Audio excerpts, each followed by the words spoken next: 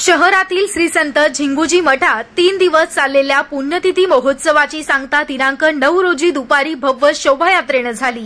श्री संत झिंगूजी महाराज यांच्या प्रतिमेची शोभायात्रा मठातून निघून मुख्य मार्गावरून फिरत मठात परत आली।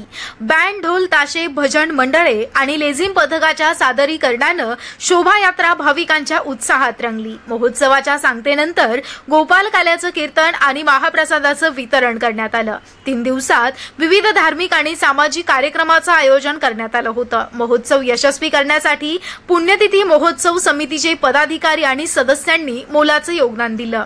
संत झिंगूजी महाराज मठात नेत्रचिकित्सा शिबिराचा 200 रुग्णांनी घेतला लाभ।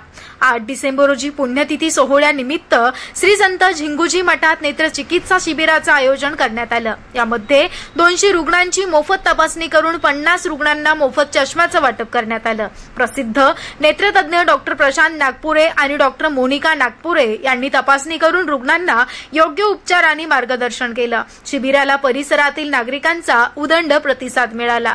समितीच्या सहकार्याने हा उपक्रम यशस्वी झाला। ब्युरो रिपोर्ट, टाइम्स 24 न्यूज प्रतिनिधी श्याम चटपल्लीवार, भद्रावती।